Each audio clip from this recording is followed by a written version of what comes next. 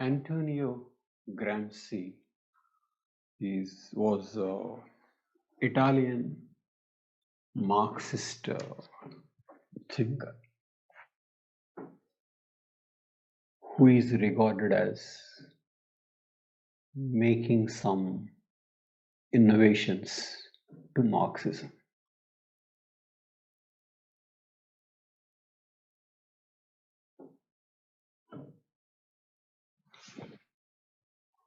He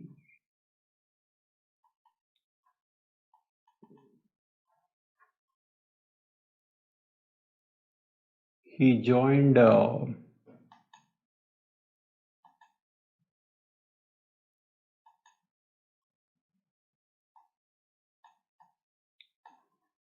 Italian Socialist Party in 1913 and founded later a weekly New Order in 1919. This was to apply the lessons of Russian Revolution to Italian conditions.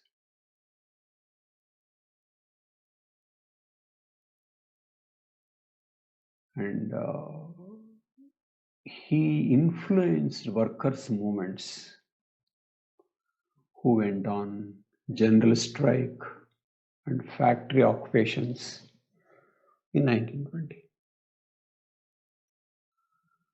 So because of the unrest that with which he was associated,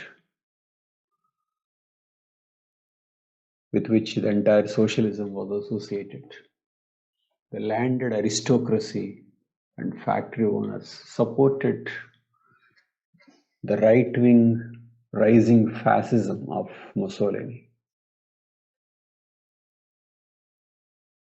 Gramsci founded the Italian Communist Party in 1921.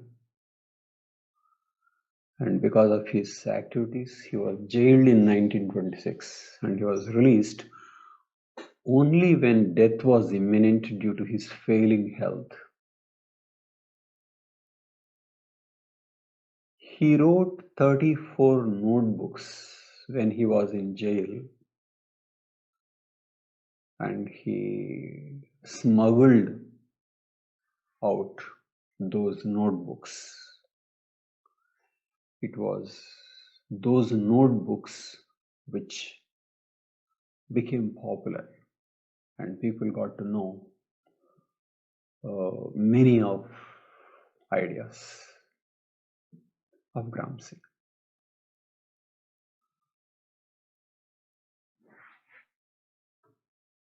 Okay. First, let us see how he can be regarded as a Marxist, or what were the questions he was trying to answer as a Marxist.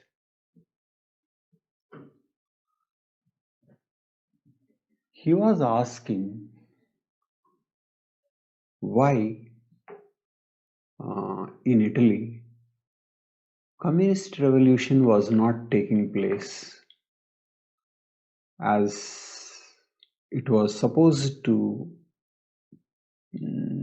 take place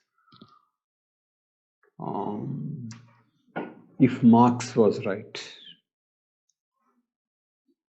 Okay. That question meant there were many things that Gramsci accepted.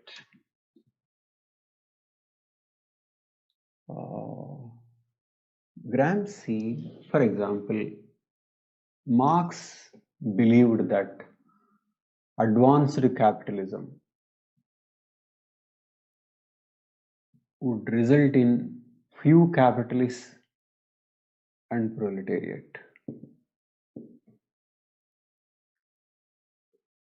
And Marx said it is from this revolution would come.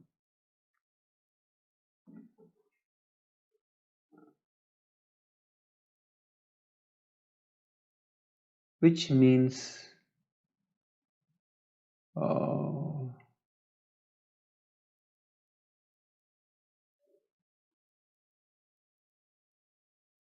So this is what Marx said. And he was asking in Italy why the workers were not striking, why the workers were not planning a revolution. But then there was no reason to think that these conditions were attained. But I think Gramsci felt that in advanced capitalism, revolution should happen. Though we can say there was no reason for him to think so. That was one. Second thing was revolution took place by 1917 in Russia. And Gramsci was asking how it could happen in Russia and not in Italy. What were the conditions? Which meant again that he was not seeing Russia as some specific and accidental conditions. He was seeing some logic.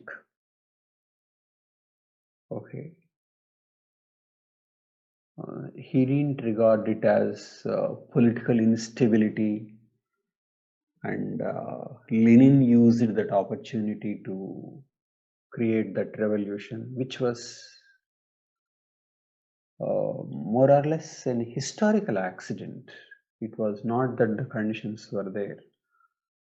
So Gramsci's question of why in Russia and why not in Italy also not maybe necessary, relevant. Okay.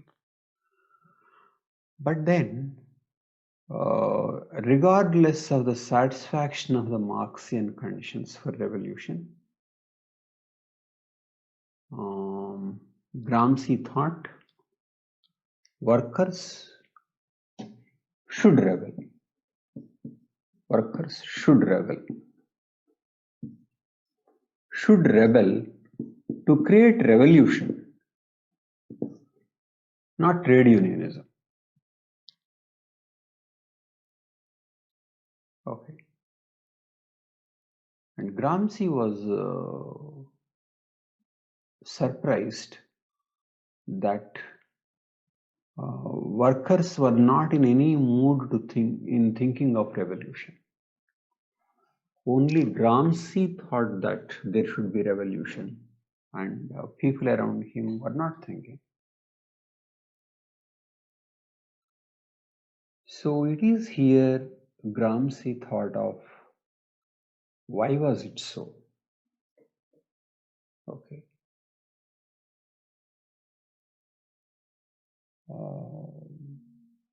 And one more thing is, by accepting 1917 as communist revolution, Gramsci was also endorsing Lenin's kind of communism.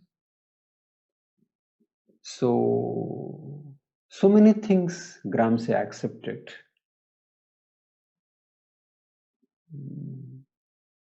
which could have been questioned,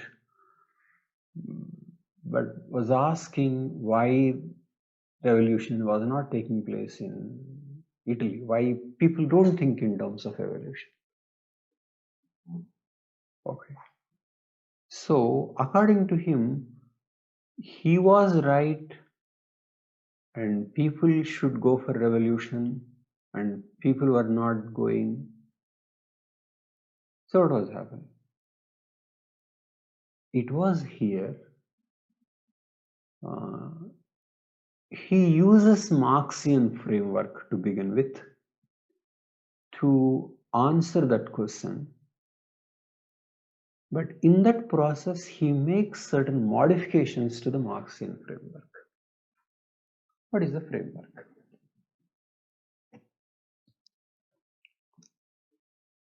To Marx, there is a base, which is economy. Okay.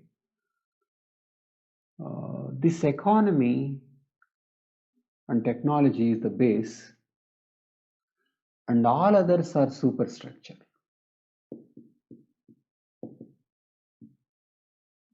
All others are superstructure.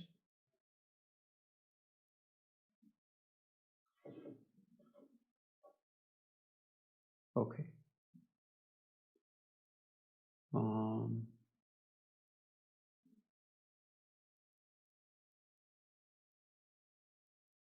In this base are exist classes.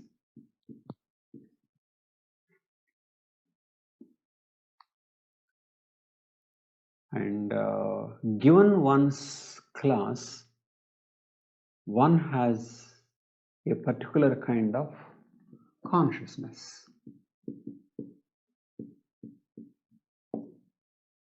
Particular kind of consciousness. So, to Marx, class determines consciousness. Okay. Class determines consciousness, that is one. And another thing is that bourgeoisie classes control the way the entire society thinks. So, for example, part of superstructure, religion, education, media, are part of superstructure. So, ruling classes create structures which make the entire society think in a particular way. And they make the society think in a particular way which is convenient to the ruling classes. Which means consciousness is impacted by the ruling classes, but they are able to do it because of the base. And the base determines this consciousness. Okay. Because the ideology, thinking process is part of superstructure, which is impacted by technology and economy, that is base. So this is Marxism. This is Marxism.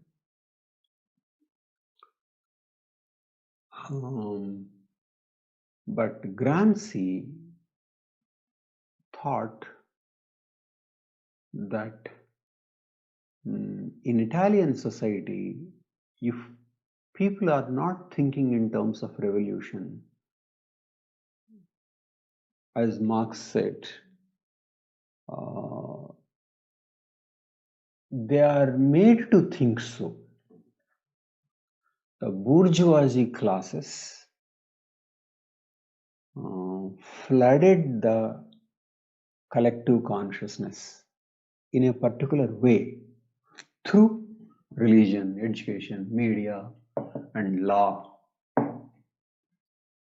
many other things. Okay. So,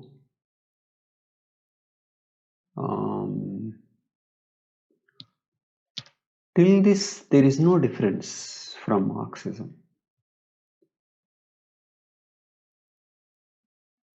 But here, Gramsci calls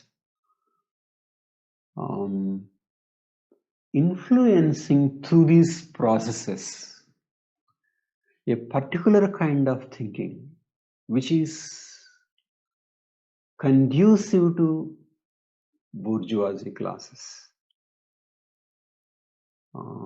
he calls cultural hegemony.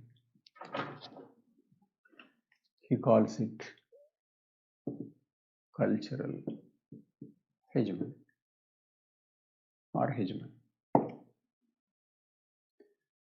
which means a hegemony is created by which people think in a particular way, and that is created through many processes and structures of the society. Okay. Okay, till this, there is no variation from Marxism. But here, Gramsci says that this hegemony is so strong that for revolution to be possible, we should address the hegemony, not address only the base or wait for the base to change in such a way that would affect the superstructure. Which means consciousness should be the item to be addressed. Consciousness is not the outcome of economic process only and so change economic process only, but consciousness itself should be addressed and that will change base. Which means he is taking Marxism towards Hegel's idealism.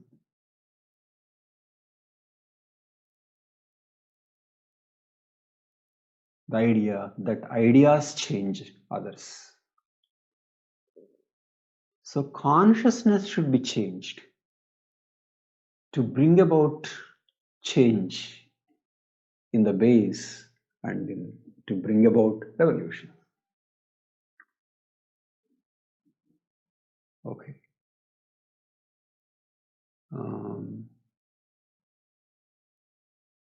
But is it completely different from Lenin?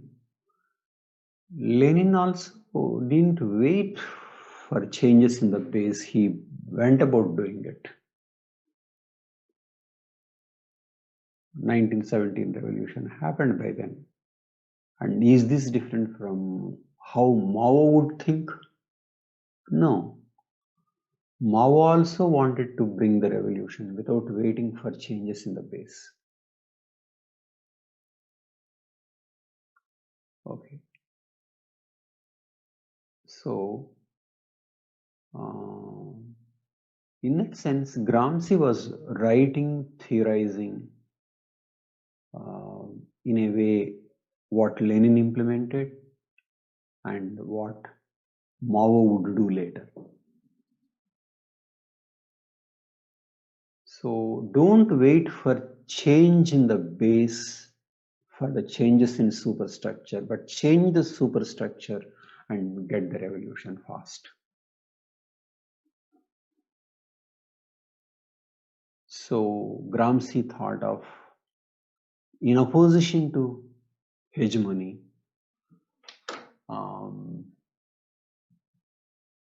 Gramsci thought of counter-hegemony. Counter-hegemony. Bring a counter-hegemony, which is conducive to proletariat revolution. So essentially, Gramsci is making people or revolutionaries think in terms of how to change ideas, face the society with ideas. Don't leave ideas simply as outcomes of economic process. Target ideas.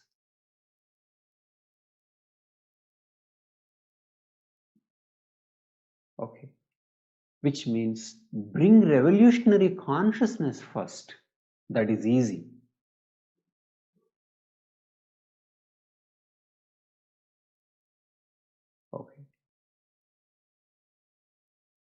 And then he writes how one can bring that revolutionary consciousness, or how one can bring that counter-hegemony. Okay. In this thing of bringing counter-hegemony, basically Gramsci was thinking in terms of creating the opposite of what was going on in the society. Okay, change the thinking which is conducive to revolution, or which is Marxist. Okay, so this kind of thinking impacted many Marxists all over the world. Okay, and Gramsci explains certain process in this context.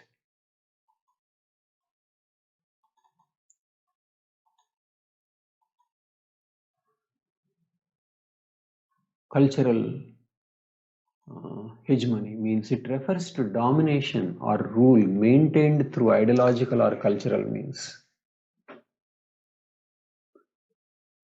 And because of the hegemony, many ideas which are convenient to ruling classes or bourgeoisie classes become something like common sense ideas. For example, the idea that one can succeed if one tries hard enough. It becomes common sense idea, though this need not be true, and this is socialized or inculcated as because it is convenient for the bourgeoisie classes. Okay, so ideas that are convenient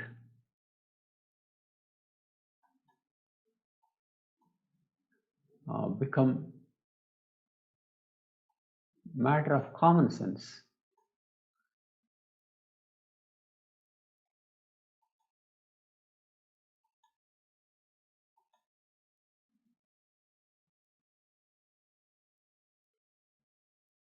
Okay, and Gramsci thinks that one doesn't have to wait for the conditions to reach a particular stage for revolution. So this is what he said on 1917 revolution.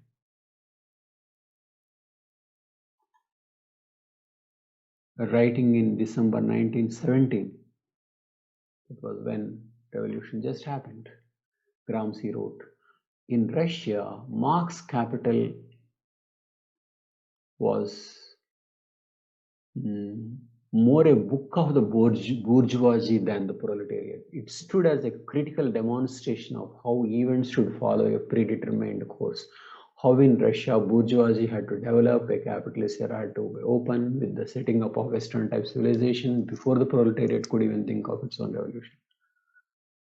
So Das Kapital expected certain things, but it did not happen. So Gramsci was calling this is a revolution against Das Kapital, made possible because of Lenin, because of not waiting for those conditions to mature.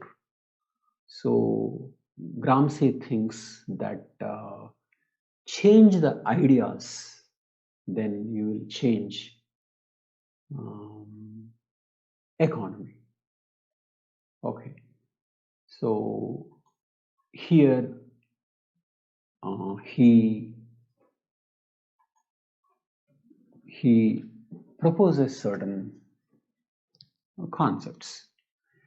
Here he discusses The role of intellectuals.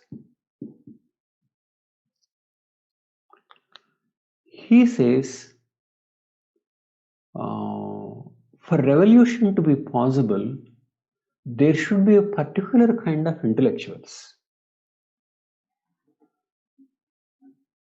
In the present society, intellectuals, some traditionally intellectuals are independent or think that they are independent, but many of them are embedded in the bourgeoisie ideology. They support a particular kind of ideology which is conducive to bourgeoisie classes. So he calls them organic intellectuals. This is similar to the concept of embedded journalists. So these organic intellectuals convey how capitalism is good or how the present is justified. And Gramsci thinks that to create counter-hegemony, you need to create organic intellectuals, but this time influenced or embedded in revolutionary ideology. Okay. And these intellectuals create a complete set of ideas. These ideas are not about economy and class struggle. It is about the totality of the society. So Gramsci was talking about how to use and how to change social consciousness to create conditions conducive to revolution. One should handle social consciousness and not simply class consciousness.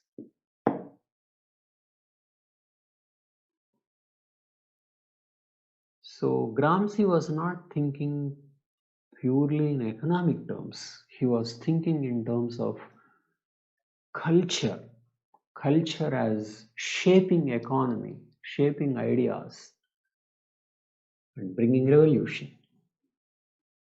Okay. So what is the role of intellectuals in this?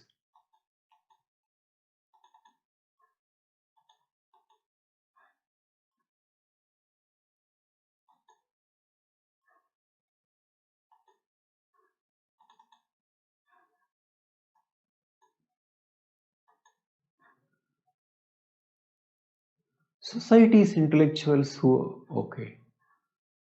are viewed as detached observers are viewed as they're next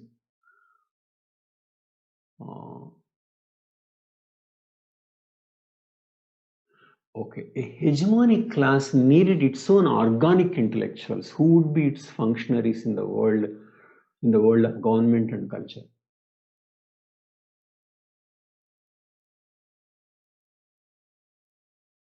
Okay, so counter-hegemonic class requires its own organic intellectuals. And there is one more thing, that is there is a lot of similarity between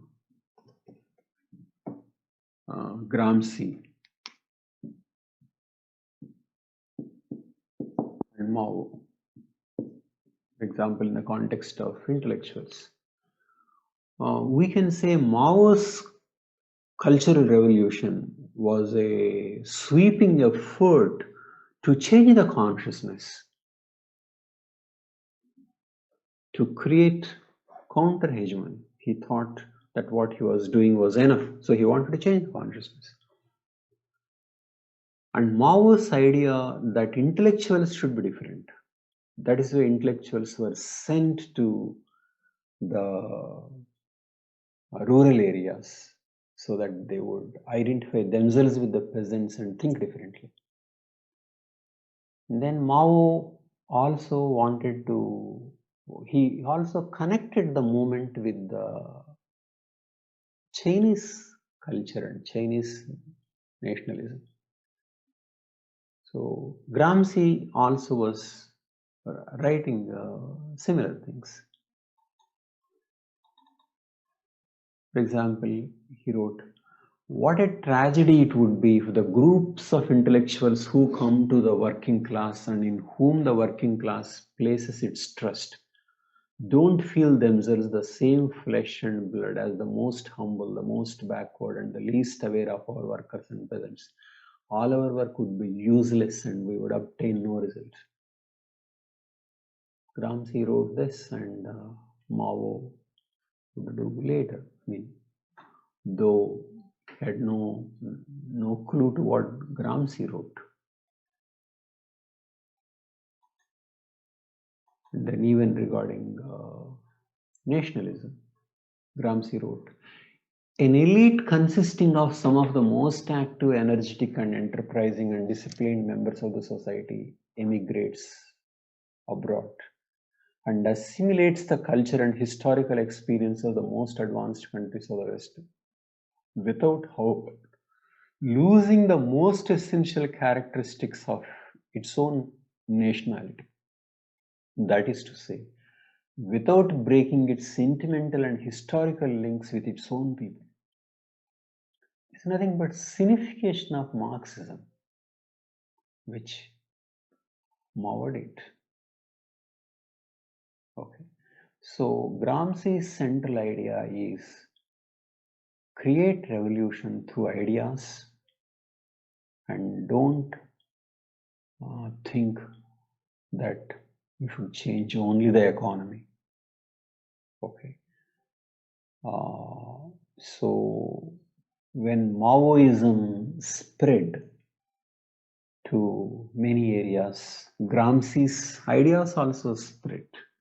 For example, in Telangana, you can see Gaddar's songs are intended to bring a counter hegemony. Gaddar's songs are an example. So much of revolutionary literature is written. The similar ideas are applied in the context of Daits also. So, change the consciousness and do not wait for economic changes is an important contribution of Gramsci. Okay. But a limitation in this is that Gramsci was saying that there was hegemony and opposite with counter-hegemony. But counter-hegemony creates its own totalitarian state. That is what Mao did. Gramsci did not think that hegemony was wrong and wrong regardless whatever be the reason, pro-capitalism or anti-capitalism. And openness is the solution. Openness is the solution and not counter-hegemony. So Gramsci was trying to substitute one with the other without seeing that counter-hegemony would be as bad as hegemony, or sometimes our history showed it was worse. So Gramsci was very limited in that sense, that he did not anticipate how hegemony was in general bad, not that hegemony supportive of bourgeoisie classes.